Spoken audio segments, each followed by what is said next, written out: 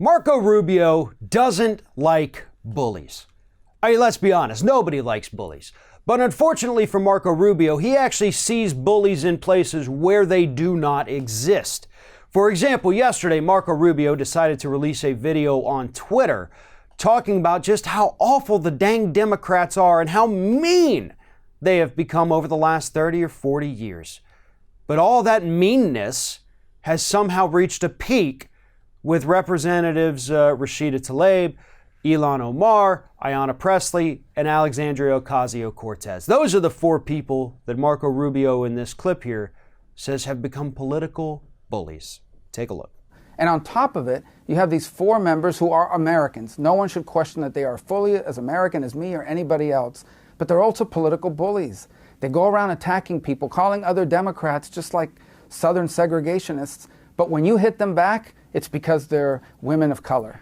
So Rubio actually, even before that part of the clip, he had started talking about the fact that, they called Ronald Reagan a racist, they called George W. Bush a racist, they called John McCain a racist, now they're calling Trump a racist.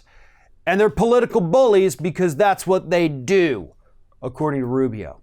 And again, Rubio does know a thing or two about bullies because this is a guy who got pushed around throughout the entire 2015-2016 Republican primary, which really manifested itself so perfectly when Chris Christie absolutely destroyed this man on the Republican debate stage.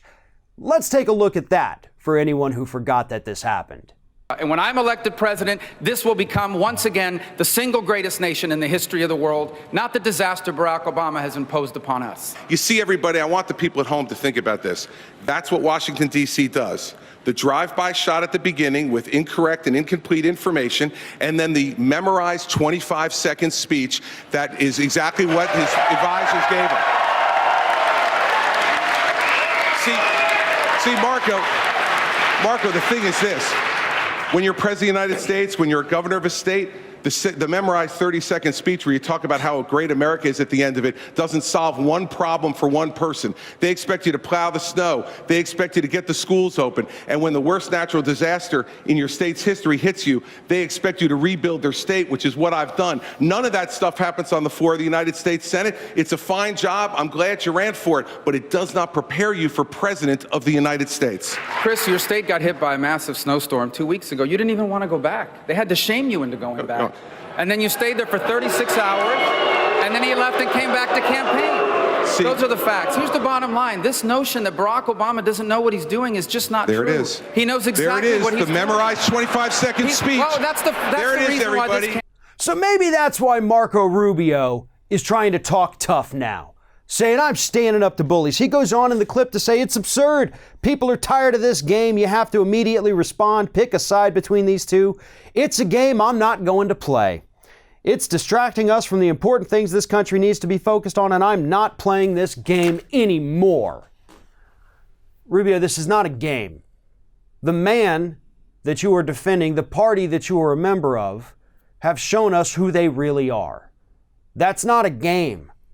These four women that you attack as being political bullies, how exactly are they bullying people by pointing out reality?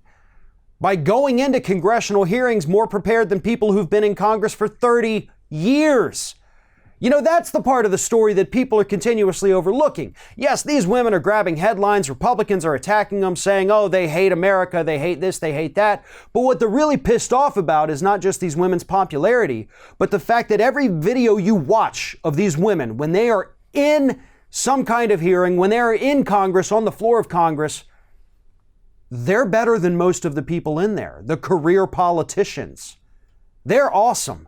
They know what questions to ask. They are up in all the facts and statistics. They know everything they are talking about, some of the smartest members that Congress has seen in many, many years. And that's what terrifies Republicans, and that's what terrifies little Marco Rubio, to borrow Trump's nickname for him. Rubio is weak. Rubio is pathetic, and Rubio is scared. He's scared of these powerful women, and the only reason he's even standing up to them is because he has shown us repeatedly that he's not even brave enough to stand up to any man who dares criticize him or make fun of him. He thought he found an easy target with these women, But I can promise you, Rubio, they're going to fight back even more than a Trump or Chris Christie hybrid would fight back against you. Thanks for watching, everybody. And don't forget, if you like what you see here, like, comment, share, and subscribe to our channel. And now you can also become a member of Ring of Fire and get exclusive early access to certain Ring of Fire videos all throughout the week. Just click on the little join button right below the video.